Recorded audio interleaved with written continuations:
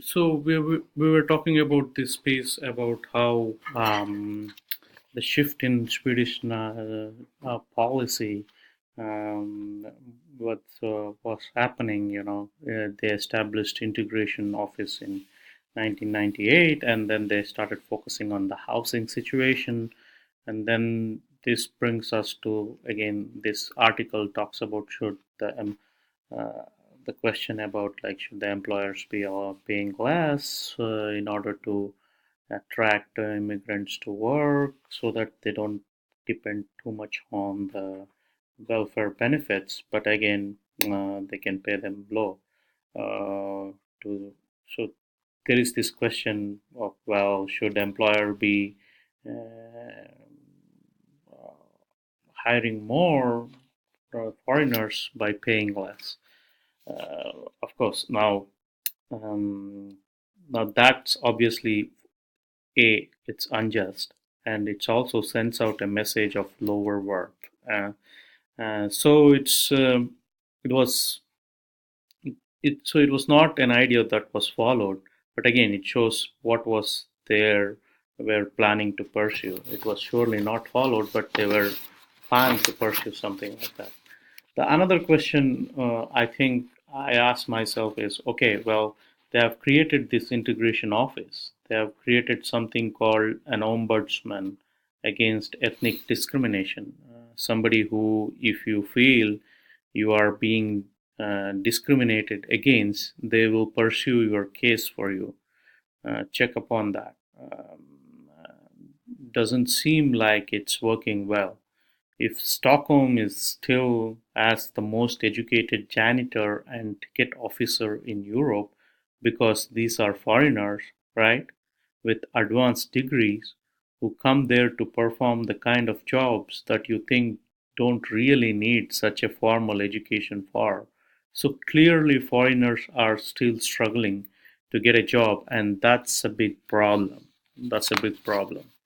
Now, not that's not the only thing, right? The foreigners certainly struggling, but another impact of immigration has been that of a rise of xenophobia.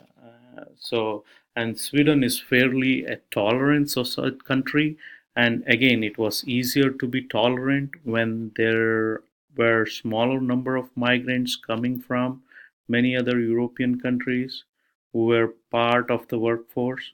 Once the profile of your migration changes, coming from different countries farther away, much more visible minorities coming as refugees, and we saw the cost, xenophobia has really raised its ugly head. What we see is that it's highest in xenophobia is highest in those communities that have a higher degree of unemployment. If you have already, as a Swede, have lost your job, and then there is also a very high percentage of foreigners within the community, and they mentioned that one of these had one in every five people were migrants in one of those smaller towns, that can help fuel xenophobia, right? Now, in response to this, as the article kind of points out, the Swedish government has responded rather, I would say, big governmentish and say in a kind of heavy handed way. At the municipal level, creating lots of programs and teachings to try to get the local population to understand the culture from which a lot of migrants come from. But at the national level, um, there are also passed laws that would outlaw certain racist acts and attitudes. And again, from an American perspective, this is a bit of foreign, no pun intended.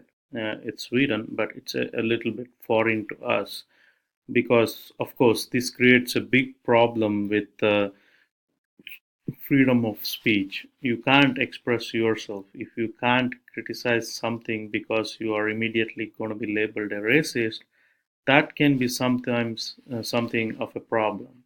In the US, we tend to err on a err on in favor of freedom of speech, letting somebody say something, right? We let the Ku Klux Klan hold rallies, say what they want to, with the idea that in the marketplace of ideas, the best ideas will win out.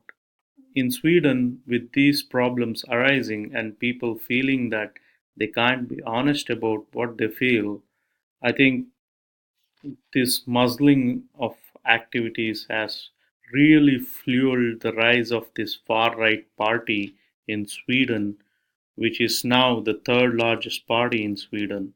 I think that's 13 to 14% of vote is what they received. Um in part to do with the rising number of migrants coming. But I think it has also to do with the resentment of being told what you can or can't say or do. Again, this article come out before the Swedish Democrats rose, and it's rather self-congratulatory about how great the Swedes are at adjusting to this. Again, I think that's the kind of thing that happens when you it's not really an academic, but a kind of more government PR person writing this stuff. There is some decent information here, but I think a lot of interpretations that are made, and I do not agree with. Anyways, that's again the Swedish case is supposed to exemplify for us a typical Western European migration experience. And this kind of transition from these countries first worrying about just immigration and whether people should come, how easy it should be for people to come, those considerations are kind of not primary consideration anymore. Now migrants are there, they live there, they are there permanently, and the question of integrations has now become important.